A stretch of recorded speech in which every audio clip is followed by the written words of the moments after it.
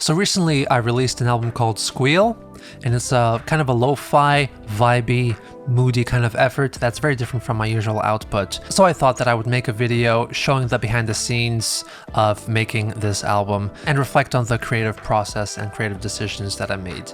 So let's just jump right into the first track, Answers. I've been looking for some answers. So here's the project right here. There's lots and lots of vocals. 33 vocal tracks. Most of them you cannot even hear in the final mix. All right, so this is the opening track, and it starts with a wobbly lead.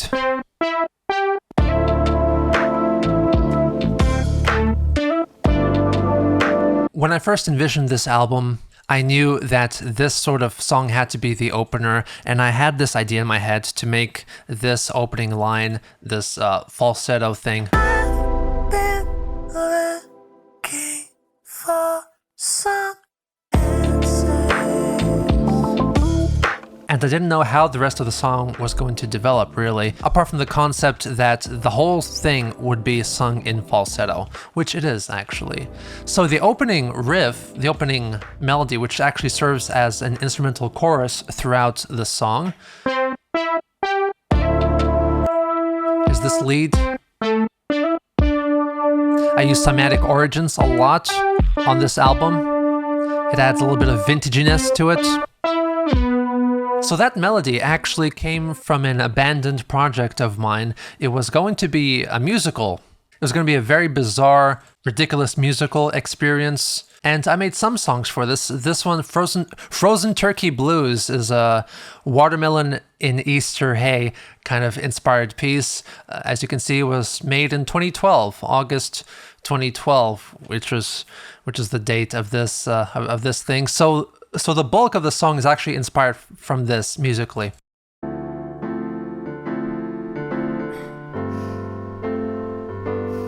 As you can see from the chord progression, it's pretty much the same. And that melody actually comes from a guitar solo. Something like this.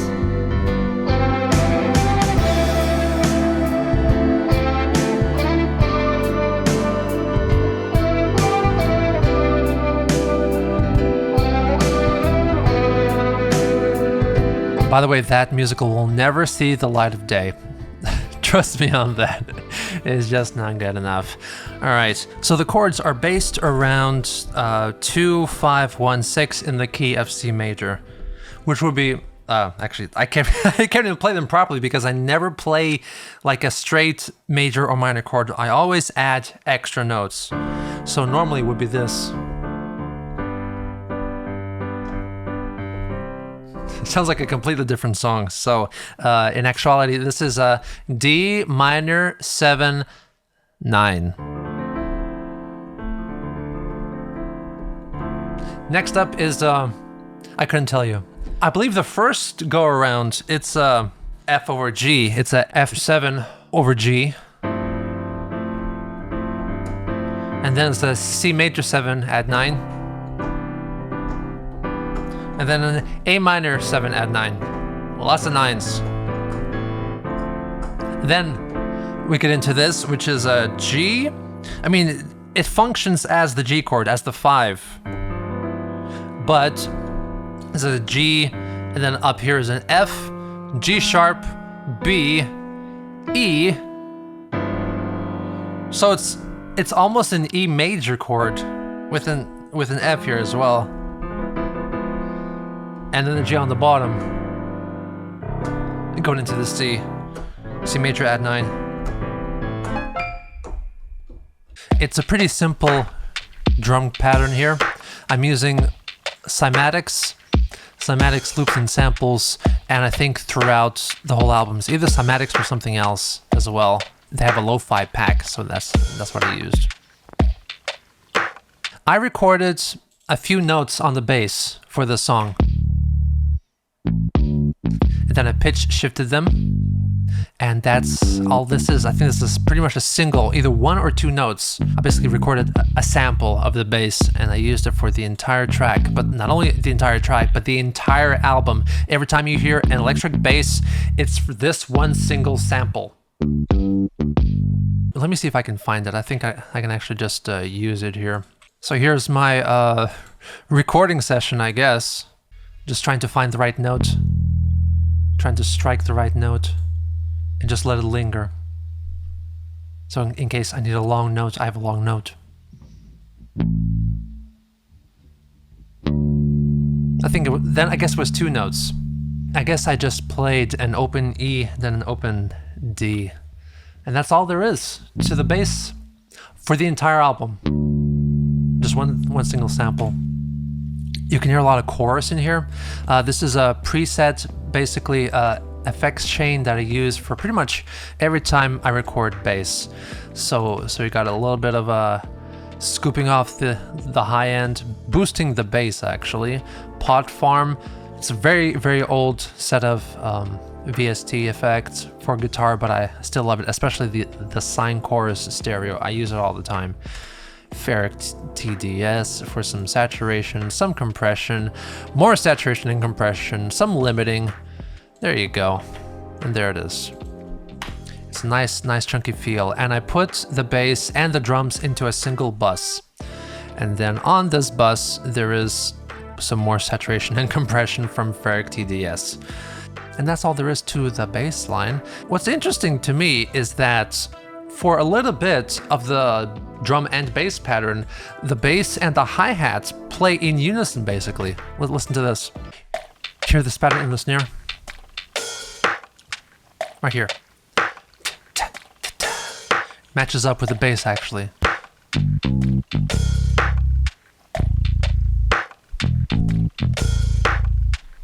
Now, I don't know whether the bass line came out this way first, or was it subconsciously at least inspired by the hi-hat pattern, because of course, as you can see, this is just a single loop and I didn't adjust it.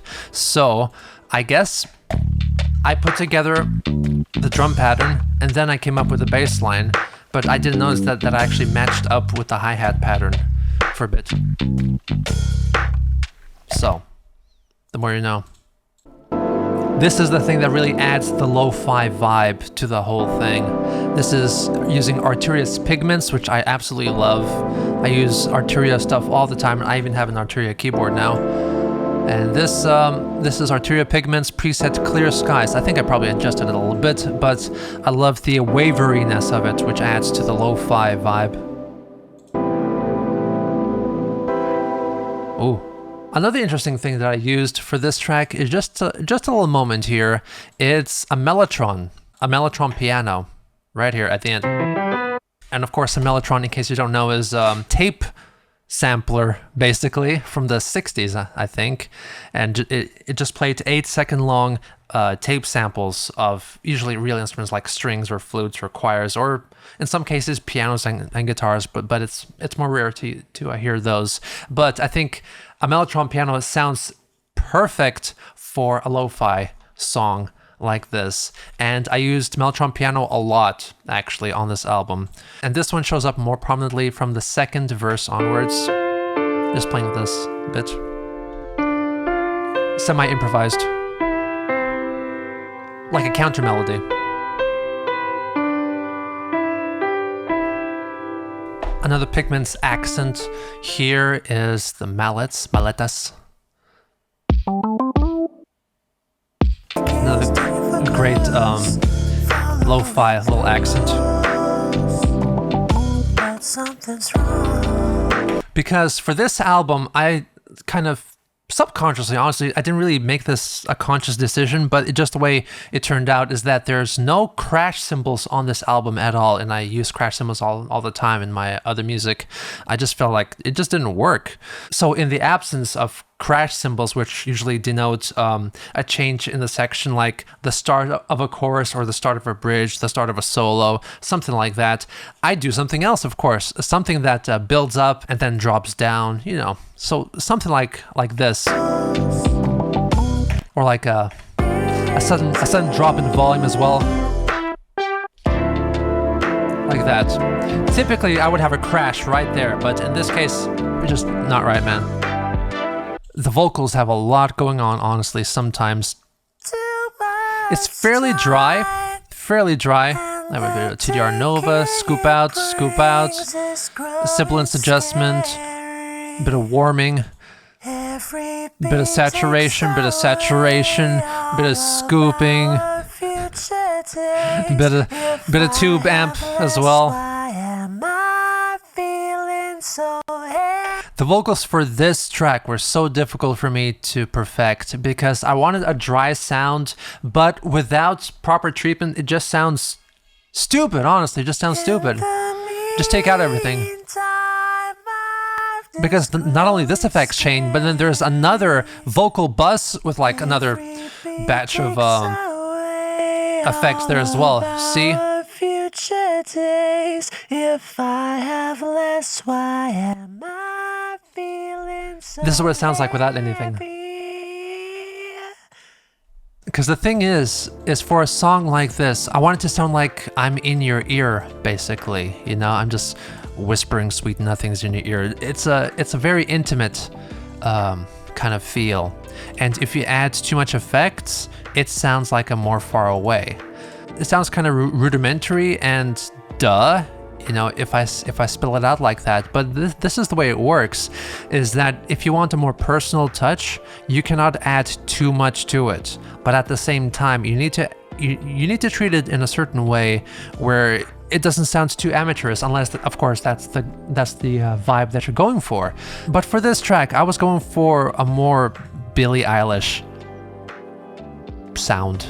For the pre-chorus, there is a second vocal track, which is the exact same one as the lead vocals, except it has a bunch of effects on it from Guitar Rig 6 in this case, which sounds like this. It's a huge delay, lots of reverb as well, very, very cavernous, ethereal as well. And I also have autotune as well. Concerning autotune and pitch adjustment, it was kept fairly minimal for this album because I wanted it to sound more raw. I wanted it to sound less like a studio track and more just personal, more bedroom pop, I guess. Which of course I am in a bedroom right now, but it's the guest bedroom actually. Now towards the end of Answers, you get this ghostly voice coming in from the depths, saying my memory. So it's a bit of a spoiler alert in case you didn't listen to the album yet. It kind of has a concept behind it. It's kind of a concept album loosely. The narrator of the song is haunted by the memory of a lost love. And she pops up here and there throughout the album, and she sings the song herself in the penultimate track, My Memory. And here's a little snippet of that vocal right here. Pitch shifted down a bit.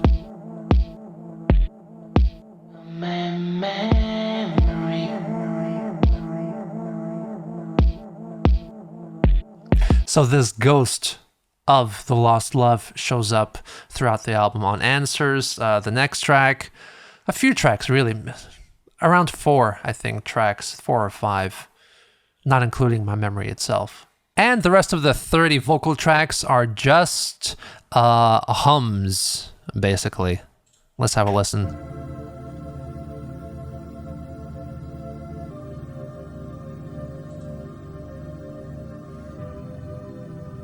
I would never guess that this was in the record, because you don't really hear this. There's so much stuff happening here.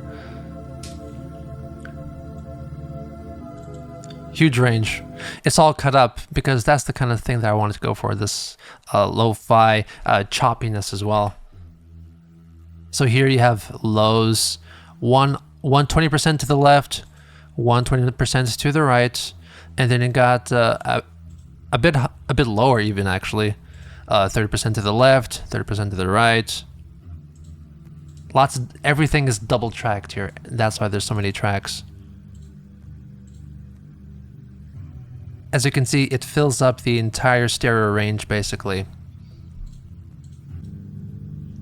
Lots of buzzing going on, but in this case, I didn't mind the buzz. Because lo-fi, baby, lo-fi.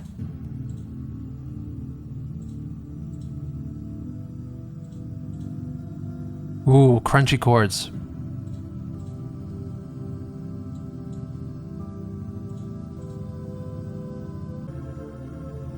And the highest is here.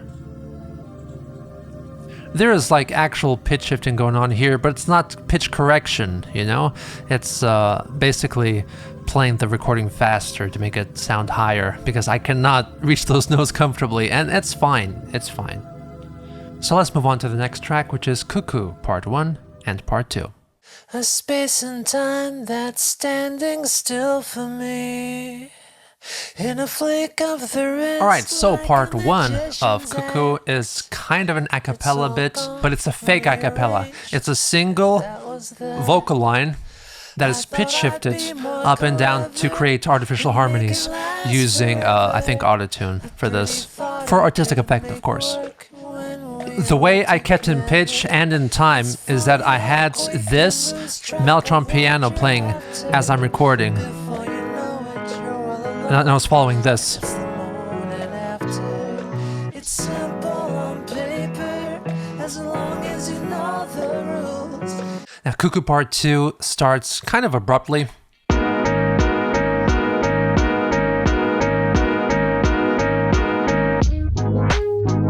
So this is the guitar part. Robotic.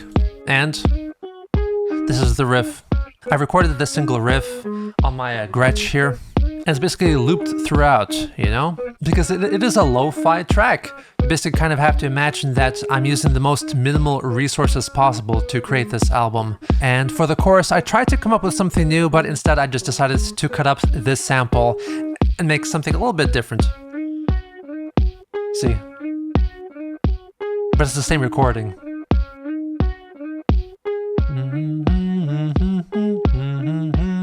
The Mellotron piano shows up as well for Cuckoo Part 2, but I'm using this swell effect in tandem with the kick. For the swelling, I'm using Sweep 64. It's one of my favorite plugins ever. Use it all the time, especially on this album. See, I automated the cutoff like this. And I used a Poly 6, a Korg Poly 6 VST, and created these horn sections here, this brass sound. Cuckoo Part 2 came about from a few different sources. The general vibe of the song comes from the opening music to The Sopranos, you know? It kind of has a very similar vibe.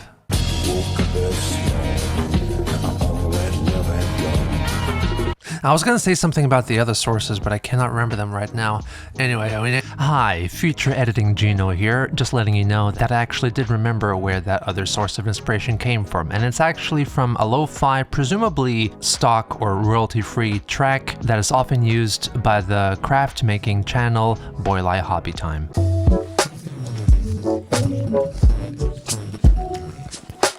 So there is the lead vocal in the middle, and then on either side is double-tracked whispers of the same vocals. Listen. But for the chorus, it's proper singing to make a bigger sound. Have a gone cuckoo.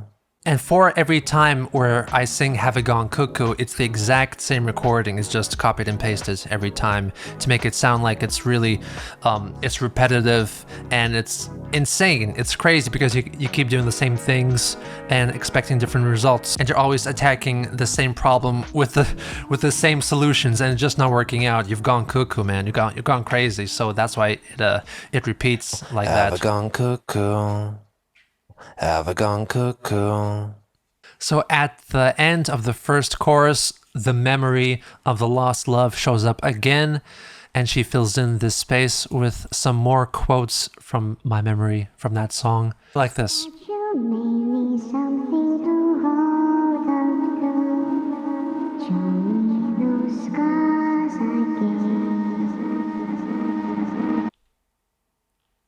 And in context, it sounds like this.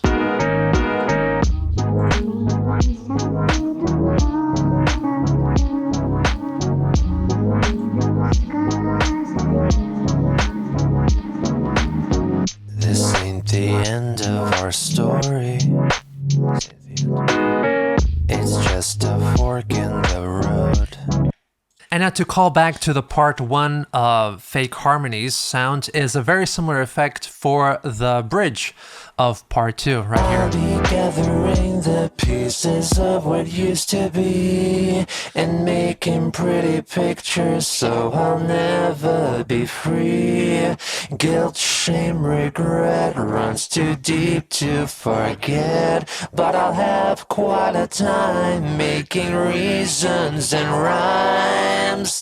So now calling back to the thing that I said before about not including any crash cymbals in this album, here's a perfectly good example of me replacing a crash cymbal sound with something else. In this case, it's a very, very tiny snip from my memory, actually.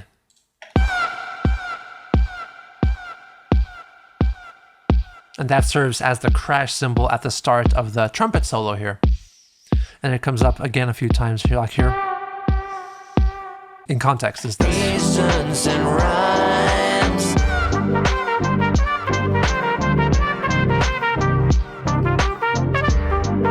Now the trumpet solo is fantastic. It has a funky little effect here, if you listen closely.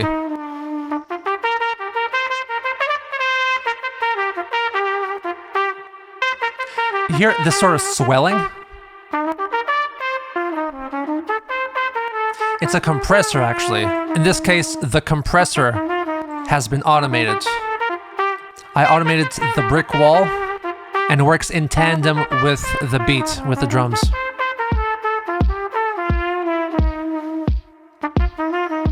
And for the final chorus, I added an octave above melody line. Calling up some friends, saying we're playing pretend. Have a gone cuckoo. Have a gone cuckoo. And that's a flugelhorn, actually, at the end.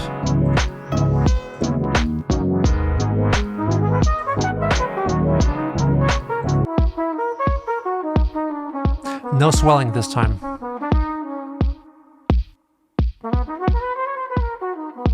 Now let's move on to the next track, which is Your Biggest Mistake. I mean, not really, but you know. It's your biggest mistake. I'm here, and I'm about to make all your nightmares come true. I got the idea for the track a long time ago, and it was basically circling around in my head way before I got the chance to record it even. So when it was time for me to start recording and start putting everything together, it turned out very smooth. Probably took me about 5 hours to do the whole thing, not including vocals.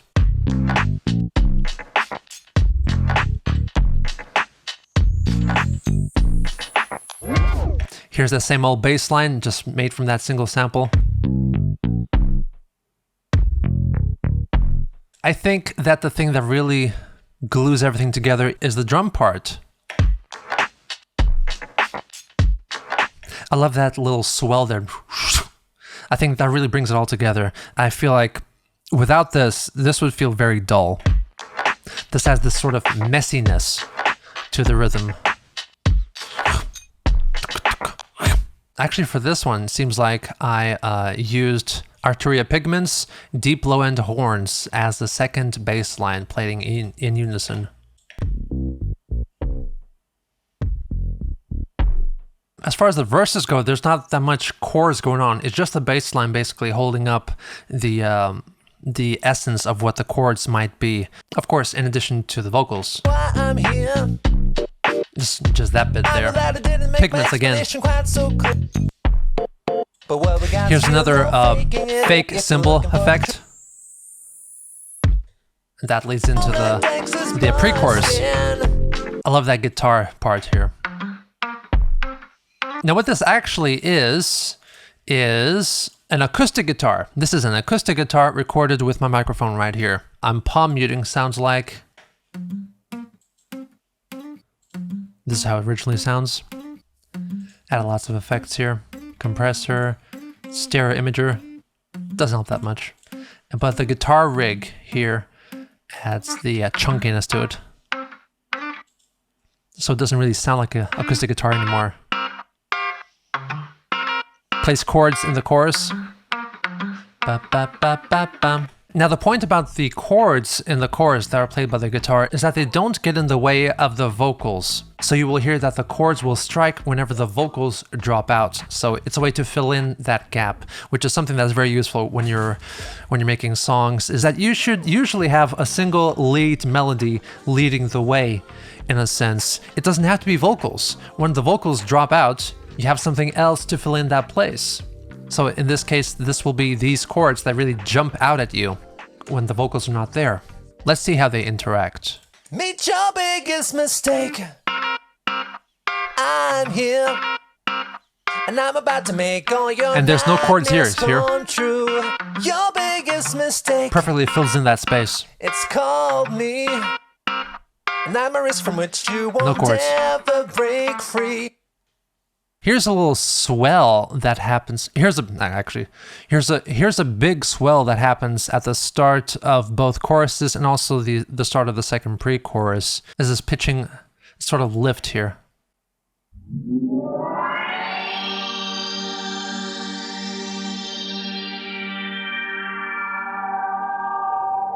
It's another way to introduce the impact of the start of the chorus without adding a crash cymbal at the start. Now in the vocal section, there are these little moments where I just jump out and say like a like an ad lib, you know. And in the first verse is something that happens is very interesting.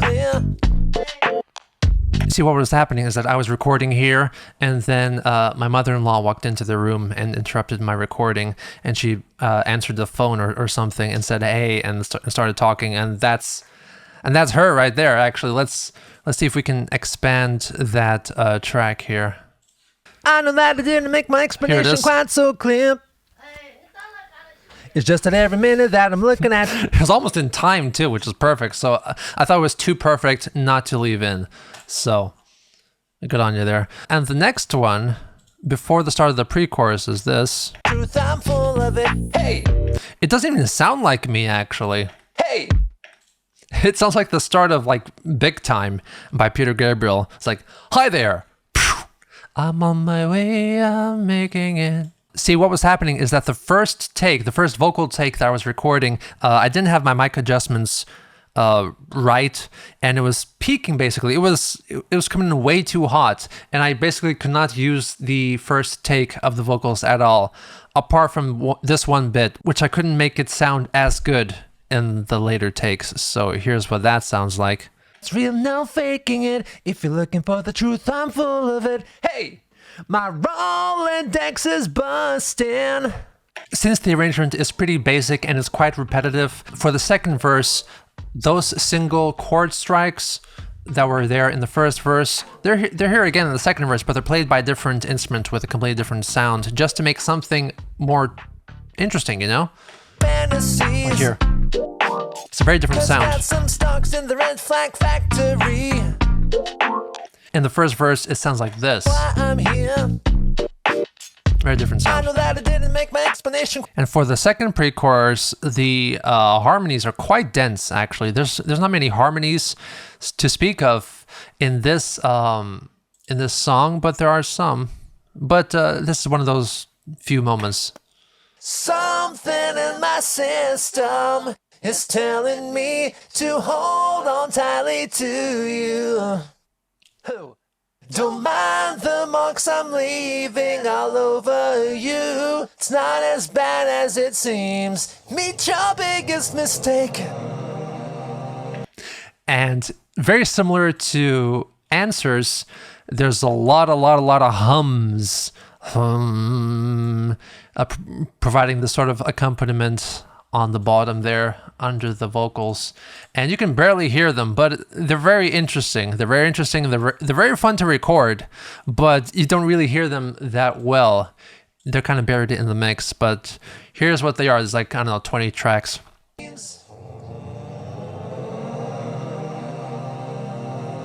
this wall of nasal hums.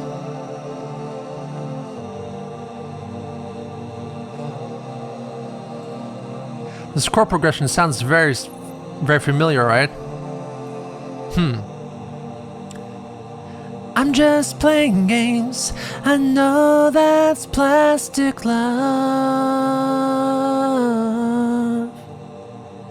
Dance to the plastic beat.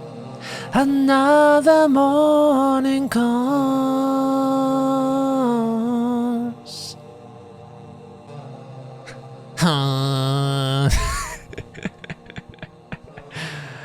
It's a funny song. It's a funny song, and I'm glad that people enjoy it. All right, let's move on to the next track. So long, how was the days, the weeks apart? Countless smiles that break a heart. The fourth track is Owl, so let's check it out. I didn't notice until I was uploading these videos for YouTube that I actually named 2 tracks on this album after birds. I thought it was just Owl. I just completely ignored Cuckoo. But anyway, so this one has been around for a while in various iterations. So when I first truly figured out the kind of mood of the song, I had to record it. I had to make a little note of it in case I forget, because I will always forget, you know? So here's the original recording, which is about a year old at this time, perhaps.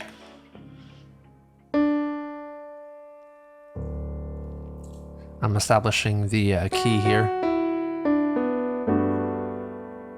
Playing the chords.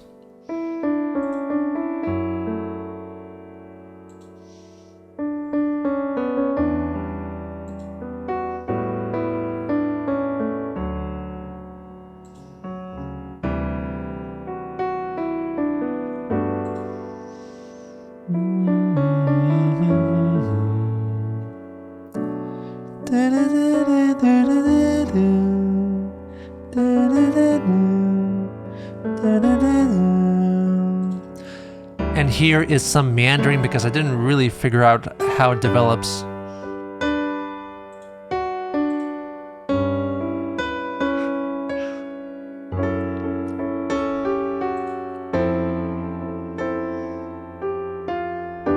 Oh my god, how fancy.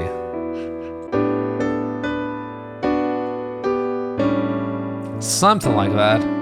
For the chorus, the chords at least are something that I came up with a long time ago, and I used to play them a lot during my live streams on this channel. It goes something like this.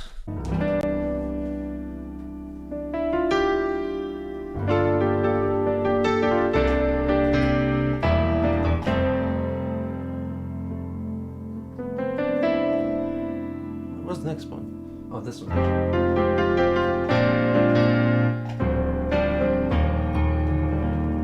And I found the perfect place for this musical idea to live, and it's in this song. It's the chorus of Owl. I stay up every night, hoping to hear you sleeping, when the only sound's my breathing, the quiet's quite much to bear.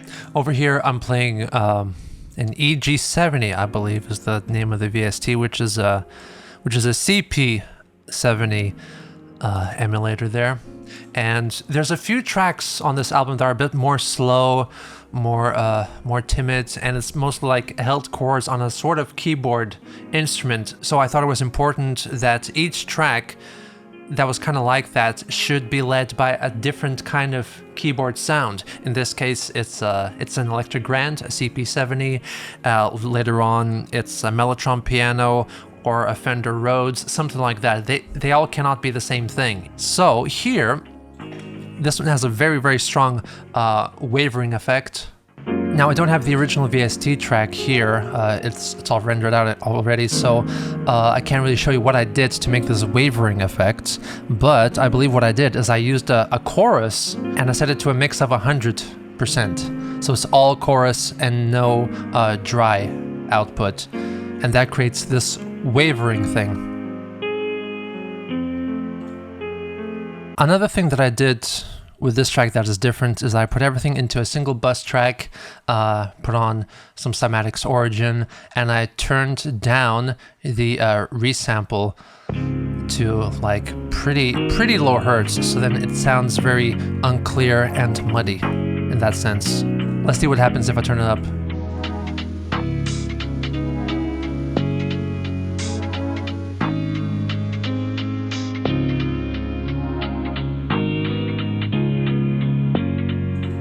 Right there, I think. Another thing that I was interested in doing with this track is basically using analog synthesizers to create basically the best interpretations of orchestral instruments that they could make. But at the end, I decided not to do that, and instead, it's this. This is wild. This sort of string section here, 6 tracks here.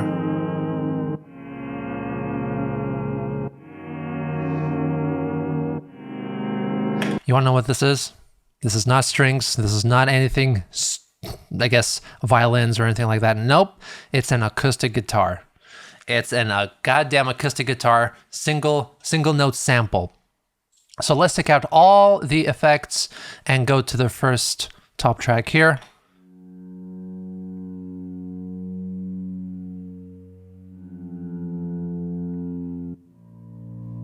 So what I did was record a single note strike.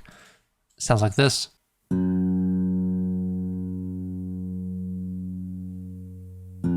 That's what this is. And I pitch shifted it for every single note. This serves as the bass note.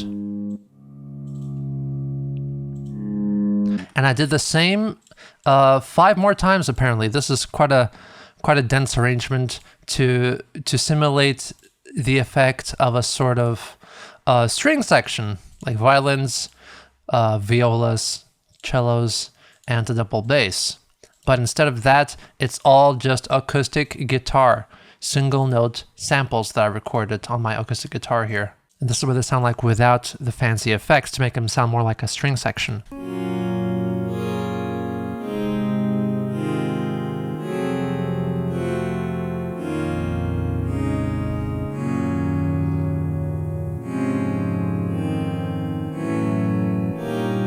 It's all manually edited here. First step to making this sound like a string section is pump up the cymatic origins, resample rate, turn it way down, take out all those highs. Next step is something that's very interesting, is there's a chorus effect on each track individually. So I use the classic chorus set here, and the mix is set to 100% wet. So you don't hear the dry, unwavering output, and it's just the frequency modulation of the chorus is what you're hearing. So this creates a vibrato effect, kind of like a string section, you know? And each one has its own chorus effect, but it's at a different rate. So they're not gonna link up on top of each other, at least not very often, you know?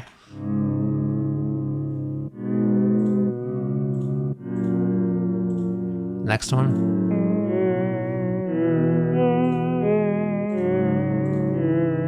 Next one. And each one gets higher in pitch, each part, and each one has a slightly higher rate of vibrato.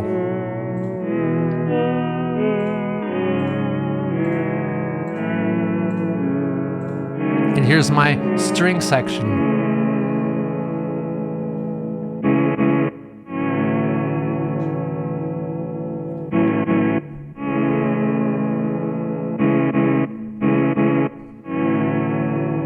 It sounds very, very lo-fi, I must say. And at the end of both choruses, you hear the memory of her again.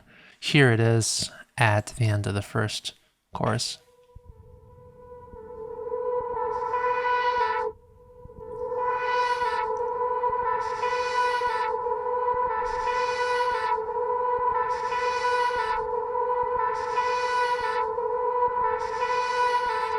The vocal effects are also very similar to Answers, where it sounds very dry, very much in your face or in your ear, to be very intimate sounding.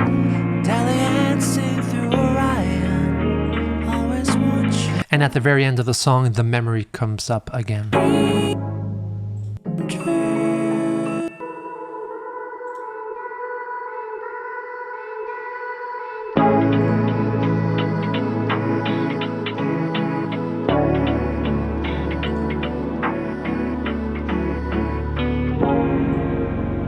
So let's go to track number 5, which is Polaroid, one of my favorite tracks I've ever done, honestly. It's just a Polaroid, a sight to remember, no feeling to treasure, babe. When I first envisioned Polaroid, I wanted it to be the lead single, if you will, that I was going to release before the album, and I actually completed it a long time before the album. I think it was back in October 2024, because I wanted to record the music video, which I had a vision for as well, up on the roof, and I wanted to get it done soon before it's going to get too cold for me to stay up on the roof. So at October, it was the perfect time. So I recorded the video. The song was pretty much finalized at that point, so then I could listen to the playback as I was recording the video, and it was perfect. So it was hardly touched since then, up until the release of the single back in February or March, I think. So in this sense, this is actually the very first track that I completed for this album. So basically, I copied this whole project over to every single song after this. I basically just deleted all the instrumental tracks and added all the loops and samples for the new song and recorded the new parts for the new song, but using all these tracks. So with all those same effects filled in already, because I think this sounds so good. I can't believe how good this song sounds, personally at least. But unfortunately, I feel like I could not make it sound as good for the rest of the songs. I mean, I'm not knocking them completely, it just, I don't know, man, just Polaroid's so special. Here's that same old bass, just a single sample.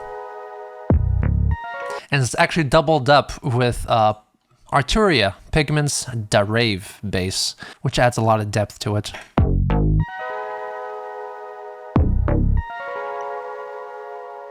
This is like a sub bass. And it got this shimmering chords at the beginning. More Pigment's Clear Skies. Love that patch. It's got built-in noise too, so it's great. I'm pretty sure this was inspired by the likes of Hall & Oates or something. I can go for that. This is an actual recording of a Polaroid snapping away, and I cut it up a lot to make it sound faster because the whole process is a bit long, and I want it more punchy. Just for this one single section, just lasts maybe max 1 second. And it's over. There's lots of very dense harmonies in this song. I was very much inspired by Billie Eilish again. Oh, can't you see? There's no initials in a tree. A good point to make vocals fatter is to double track, of course. I prefer to sing a single vocal line, the lead vocal line, in the middle, and then record it again 2 more times, one for the left and one for the right channel. During the verses is just a single track. I just took a picture right in the middle. And to look at it There's some reverb, so it sounds a bit wider. It's just a little memento of a fun day. But for the pre-chorus and chorus onwards, there is double tracking here. Oh, can't you see? There's no initial. Let's listen to the chorus. It's just a Polaroid. A sight to remember, no feeling to treasure, babe. It's just a Polaroid. A smile in a photo, no sign of a future for Snap effects. Snap, it'd be ready in a minute. I added lots of guitar rig effects here. Snap. Now, in the lead up to the chorus is this interesting little sound effect here. And you might not recognize it if you're new to me, but if you're a real Genuine fan, you will recognize this as the opening of the song 8 Hours from my Tokyo Computer Music album.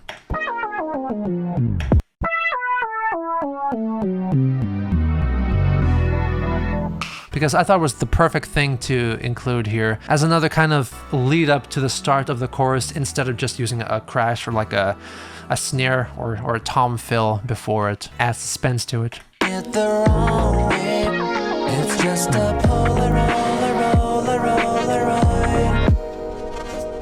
There's lots of ambient noise happening as well here from Pigments again. Very crunchy stuff. There is a guitar line here, starting from the pre-chorus. It's playing in unison with the melody line, basically. Almost in unison.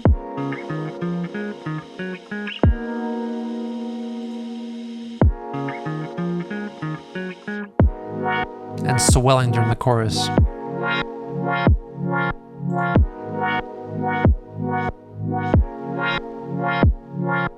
And in the efforts to make the second verse more interesting and more different, I guess, from the first, is to add this guitar line from the pre-chorus into the verse. So you hear it here now. And I'll let you know as soon as it's finished. Then we'll take a little look and have a good time. A fun time with friends. And then the bridge or the final pre-chorus before the last chorus. It's reverse chords on the guitar, swelling up. If you analyze it, it's kind of a simple song, but just the pieces fit so snugly in together. It's turned out so great. I'm very proud of the way it turned out. Now let's move on to the next track, which is Cry Later. Save it for a rainy day. Take those dreams and wash away. An interesting story about this one is that I had almost completed the album, and I had 8 tracks at the moment, and the final 4 tracks were Polaroid, Diamonds and Pearls, My Memory, and Go to Sleep, which were either 90% or 100% completed at that time. And I decided that it needed something more, and there were 2 reasons for that. First is I was going with the hypothetical vinyl record approach, in that this album was going to be constrained to the time limits of a vinyl record or a cassette tape release.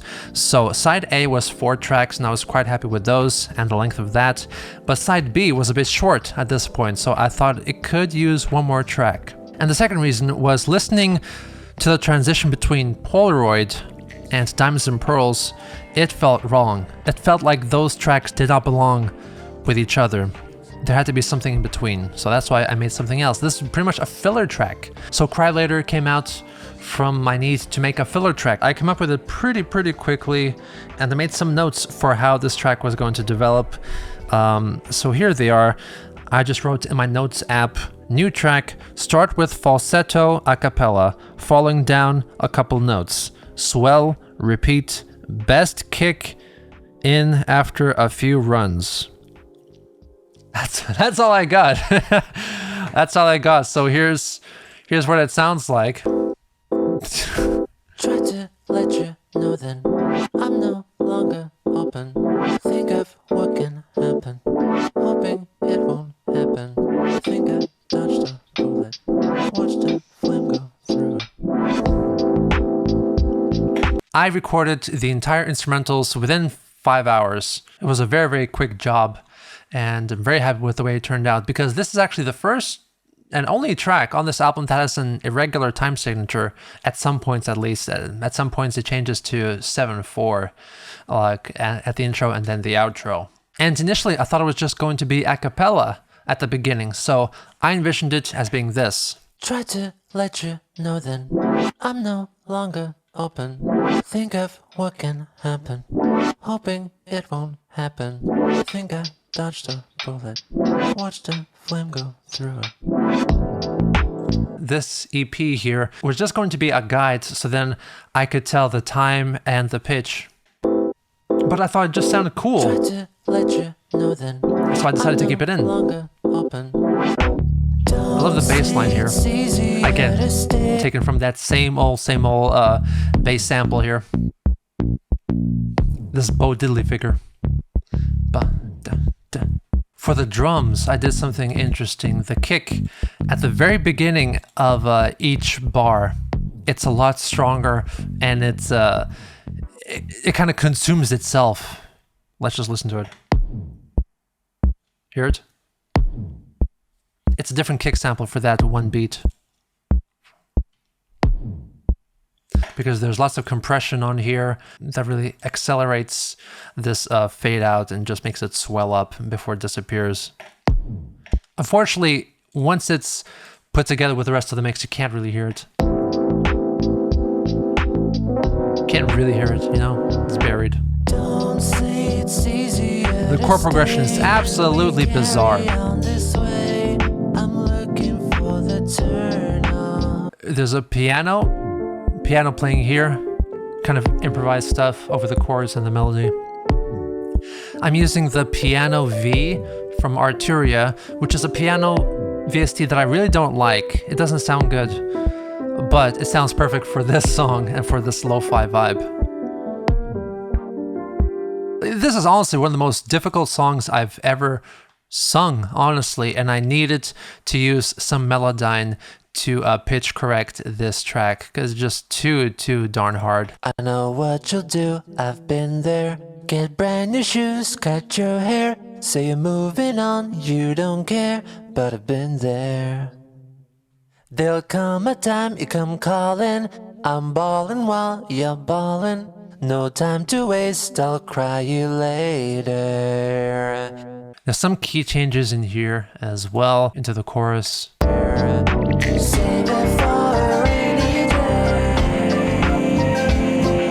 Now that very challenging melody in the second verse is actually basically based on a counter melody in the chorus that is played on something. What's it played on? Must be a Jupiter 8 here. Ba, ba, ba, da, da, da, da, ba, ba, ba. In addition to that, there is a vocoder effect for the first chorus that plays together with the vocal melody. Let's listen. Save it for a rainy day. Take those dreams and wash away. Put your crying on display. And enjoy whatever comes your way. So now for the second chorus, we need to change things up, of course. And in this case, I'm changing up the vocoder backing vocals here to make things more interesting. In this case, it's not just providing harmony over the lead line, which is still the same pretty much, but it is a counter melody now, and you can't really understand the lyrics unless you read the lyrics. It just adds a little bit of background flavor to the whole thing. And it's actually played in unison to that counter melody from the synth that we listened to before.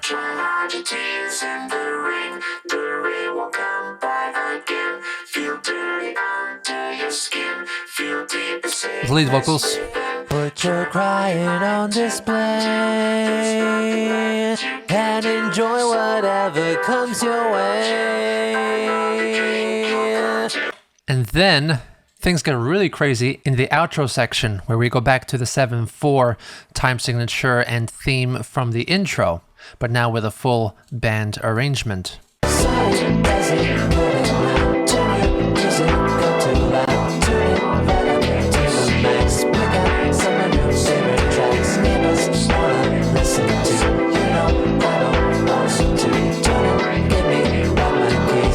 You could say that the drums are kind of playing in polyrhythm. Let's listen to them here.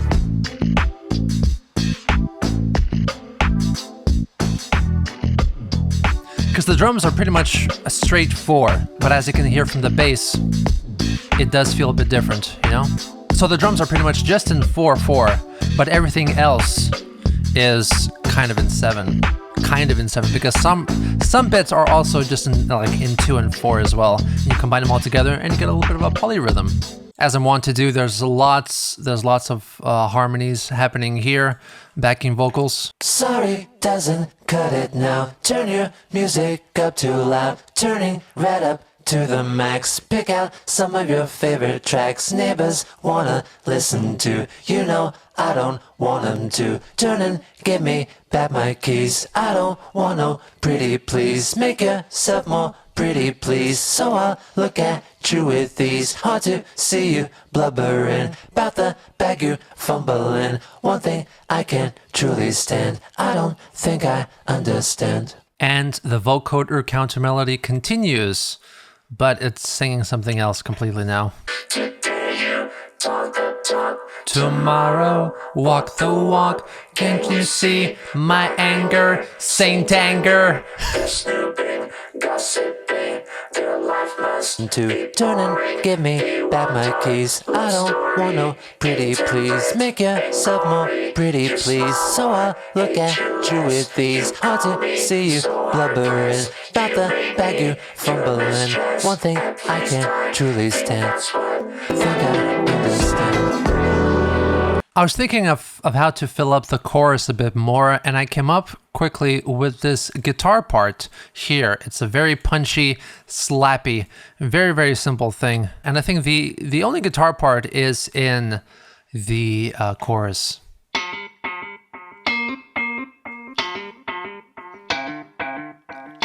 And a hammer on as well. I think it's just a single sample, is it? No. I played two things, I think, and I pitch shifted them. Oh no. There's a little bit of an echoey guitar as well in the verse. Ethereal stuff. And then the slapping shows up again for the outro. Sounds very cacophonous and almost not really in tune. But it's kind of buried in the mix, so it adds a texture to the whole arrangement, but you don't really focus on it, and you don't really hear it.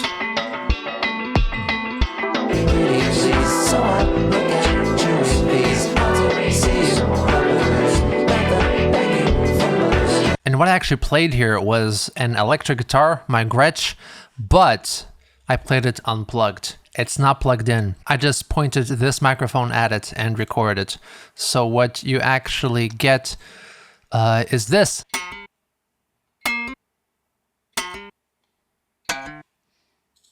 Added a whole bunch of effects here. Track EQ, take off all the highs. But the guitar rig is what makes it shine.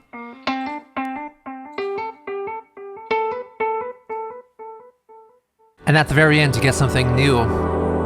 This track here, it's backwards.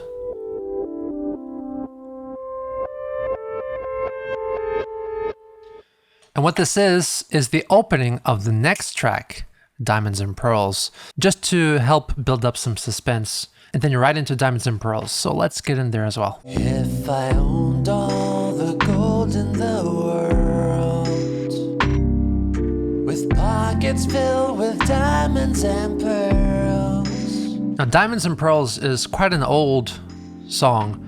In a way, this musical idea was first born out of an album called I'm Not Them, which I completed at around 2012, I think. And the bulk of that album track list later ended up being reworked into Shadow People, which was released in 2018, I think. But I think Humans Collapse, with this most bizarre spelling here with the apostrophes at the end of both words, this did not make the cut. I felt it didn't belong to that album.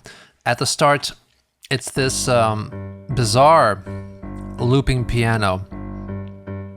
Every single note pans to the other side, and it just keeps looping like this. And then I keep adding more layers with different notes and different rhythmic patterns, but again, each note pans to the other side, so it's hard panning, left, right, and you just more, and I keep adding them. Keep adding them. Lots of layers of looping piano. Just keeps developing like this. Gets very cacophonous. At one point, you stop hearing the patterns individually and just becomes just notes, notes, notes.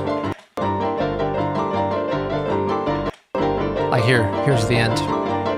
And this keeps going for 2 minutes and 48 seconds until suddenly it all explodes. And then we get into part 2, which is very familiar now, huh?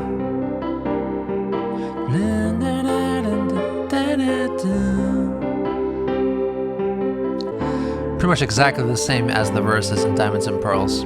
My singing was not the best at that time.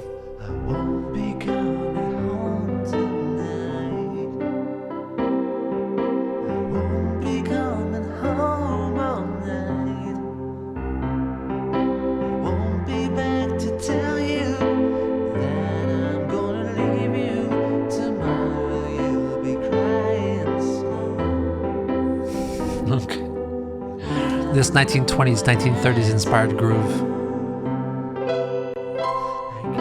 And the honky-tonk piano. The lyrics are not that good either, so I changed all the lyrics, basically. Most of them. Just a couple of phrases remained from the original iteration. But in the middle, there's a new section again. Now this is the guitar loop, actually. It's from a loop pack that I got, which remained in Diamonds and Pearls. And then, later on, a clarinet solo. This is, by the way, a real clarinet played by me. I used to play clarinet back in the school band. This was me playing real clarinet. It was fun.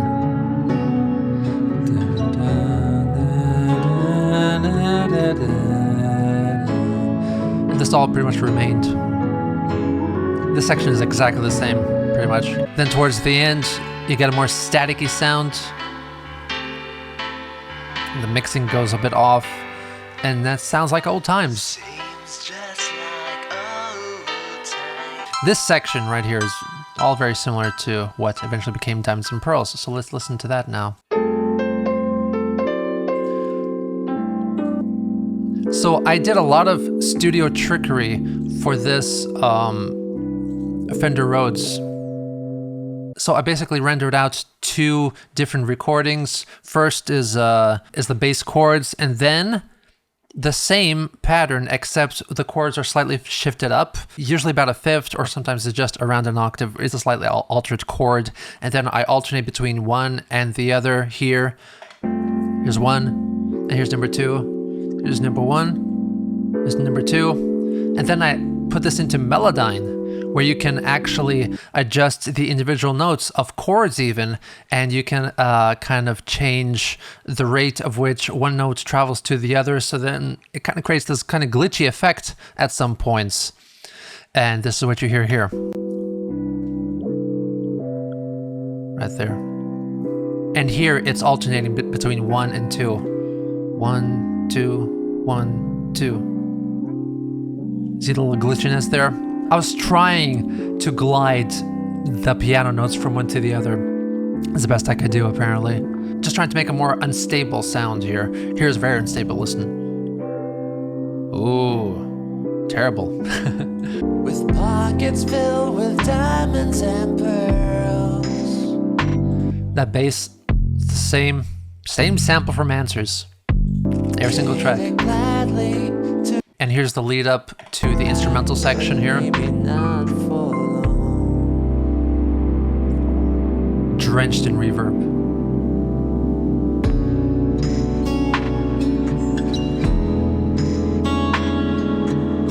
And that Geno is way too loud. It's the same guitar sample as in the original version, but this clarinet it's a VST. I believe it's a Contact library.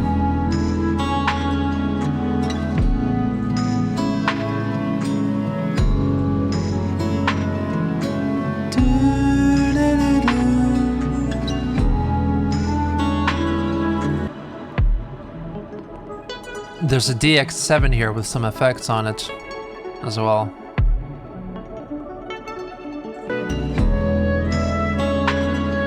Here's an increase in the crackle, and seems like old times. Seems just like old times. And now here's the way that I filled up the gap in between the vocal lines, is with a little flourish here, which is actually the lead line from Answers. I just took that recording right out of there, and it's luckily in the same key too. So I added a bit of sweep to have the notes sweep in. And this is how the lines interact with each other. Seems just like old times.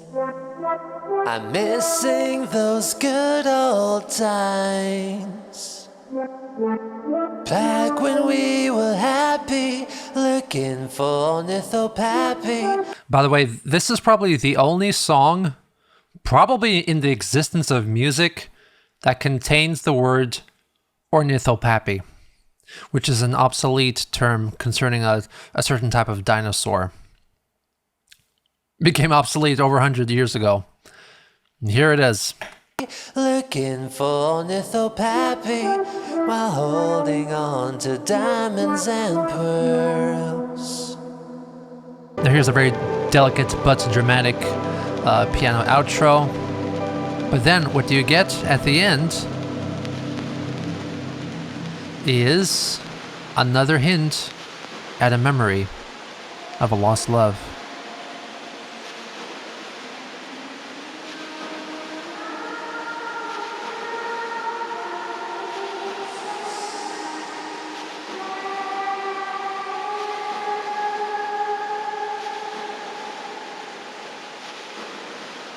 And on the album, it's a hard cut, and then we're right into My Memory. This is performed by my wife, Choco.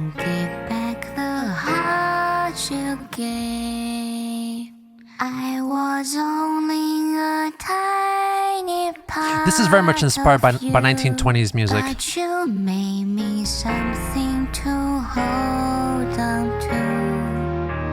There's a lot of mellotron instruments here. You got a flute and mellotron strings and mellotron piano with some effects on it. I love the sub bass on the song as well, because it's just such a huge clash between the kind of vintage feel that I'm going for, and also this lo-fi like mini Moog sub bass. Lift.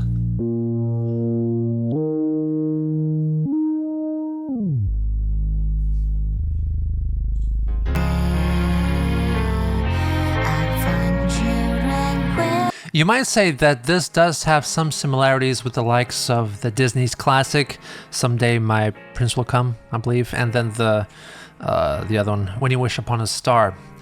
These were not inspired by those songs. However, I do understand why they sound similar. They do have very similar chord structures, but that's not because I'm copying Disney. It's because Disney at that time was just following the songwriting trends of that era. The same way how Let It Go has the 4 chords in its chorus, which a Disney song would never have those like 30 years ago, you know, because those are just the kinds of chords that modern audiences are going for at that time. So that's just what Disney is doing. You might think that I'm copying Disney here. It feels like I'm trying to defend myself a lot, but this is an interesting point that I'm trying to make, is that you might think that I'm copying Disney here, but I'm not. You just think that because those 2 songs or so are probably the most famous songs that you know of from that time, from the late 30s. This kind of writing style was common also in the 1920s, which is what I was listening to a lot at the time of conceiving this album. Just like a huge playlist on YouTube while I'm working and editing. I just listen to 1920s hits, melodic ideas like this.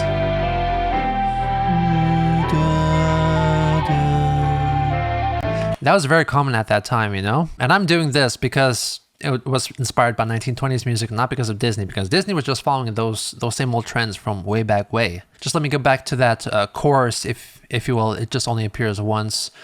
There's this interesting effect on the vocals here.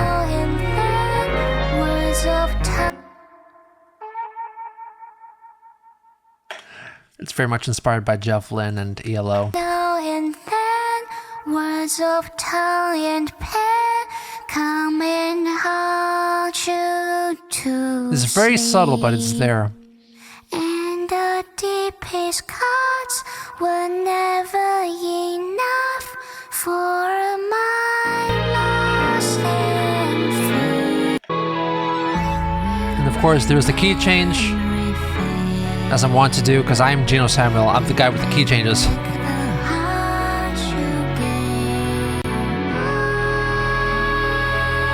At the end,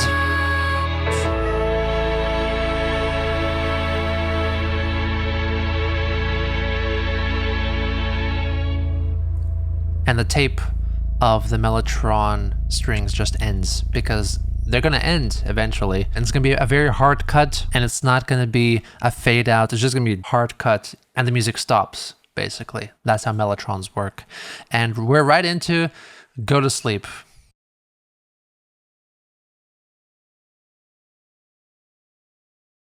So here's the final track, Go to Sleep.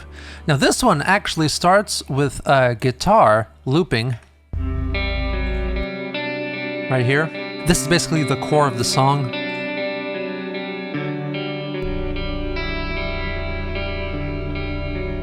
Which I actually sampled from a different song of mine, kind of. About 2 years ago, I was working on a cover. What kind of cover was I working on? What the hell was that? What's that song called? Stay with me. Head Over Heels, that's right. About a year and a half ago, I was working on a cover of Head Over Heels by... Who are they? Fuck. About a year and a half ago, I was working on a cover of Head Over Heels by Tears for Fears. And I was pretty much finished the instrumentals, and it was time for me to start recording vocals. But listening back, it just did not sit well with me. It just did not sound good. I compared to the original, and I paled in comparison, really. So I ended up not going along with it. And here it stays, just as a project file. Maybe I'm gonna rework it later on. It just kind of feels dead to me, somehow. Especially the guitar work.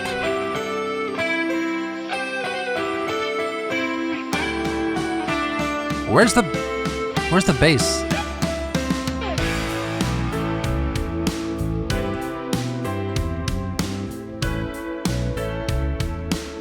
There's something good in there, I'm sure, but there's something missing too. But anyway, regarding this, there is an outro to this song, and for this outro, I added an original guitar line. That's not in the original. I'm pretty sure I came up with this, because this is something that I subconsciously heard while I was listening to the song, so I decided to record it on guitar. It's this.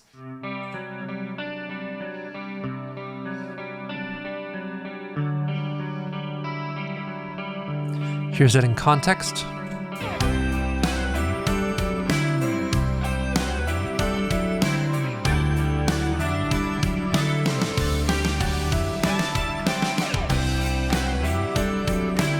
So honestly, when I was coming up with Go to Sleep and what it would sound like, I had this guitar idea in my head. At least I thought of something very similar, and I thought, why not just reuse that same old riff? Just take that recording and adjust its tempo. And here it is, right here. So this is how it started, really. And there's a mini Moog line here that goes throughout the song, really. The swelling sub bass, but it plays pretty high too. So in the first verse, it functions as the bass because this is the only bass part, at least in the verse.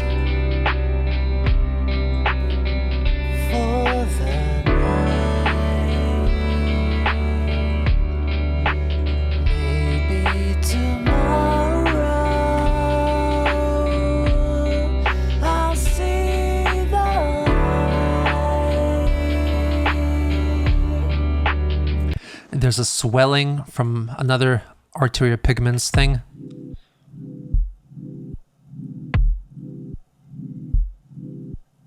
and in the chorus I decided to do a little octaver effect And I'll find the remote that you're in the left and right looking channel for. Get the right bag of chips from the convenience store. with a Buy slight favorite delay in flowers each for one. your birthday, and a card with all the right words to say.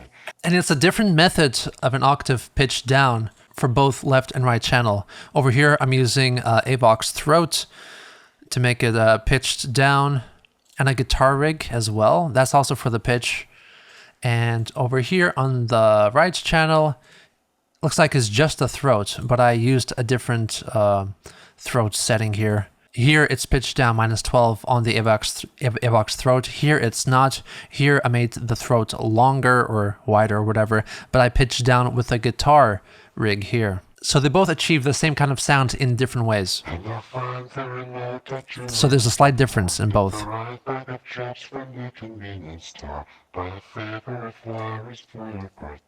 So here I'm finally coming to terms with losing my love and just thinking about all the mundane things we could have done if I had not fucked up. In the second verse, of course, you want to change things up. So here the actual acoustic bass, actual electric bass comes in, and the Minimoog bass is playing a counter melody line now. It's playing the guitar part basically, because the guitar actually drops out for this section. So instead, this takes over. 'Cause I can trust. There's another little riff here. It's called Once in a Lifetime Geno 6 Mellow Drops, and there's a reason for that. Right here.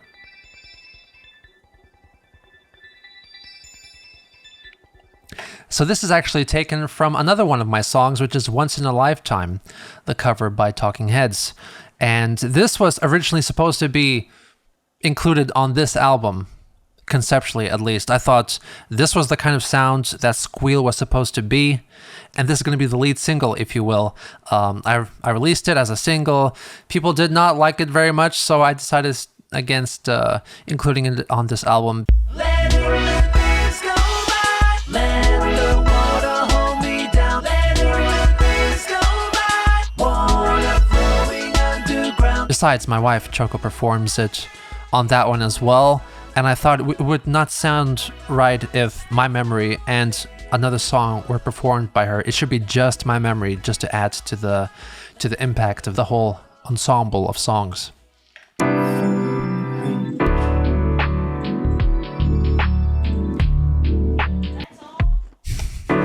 So Choco was editing like photos on her phone and suddenly realized that it's incredibly simple to edit photos on your phone, and she was like, "That's all? It's so easy." And it sounds very dismissive in context with the rest of the song, so that's why I kept it. It sounds like she's arguing with the narrator. That's all. And the outro section of Go to Sleep has lots of dense harmonies here. Very lots of layers, as is kind of the theme for this album, you know.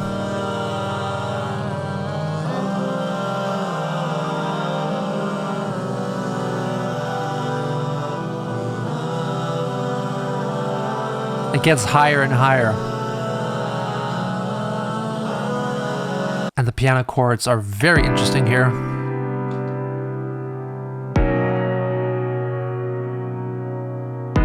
It's an odd progression, but it kind of loops. It kind of starts making sense, you know? And there is a slight beat switch, you might say, with the drum pattern here. Because it used to be kind of a shuffle.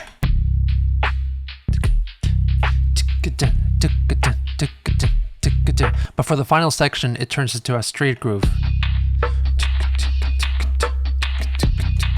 There's two hi-hats actually happening at the same time. They're panning.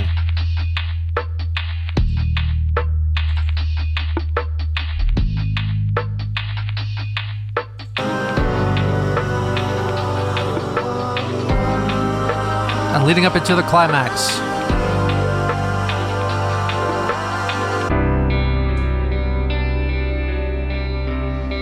And one more callback to a previous song is the tick-tock that you hear in Answers and Cuckoo Part 1.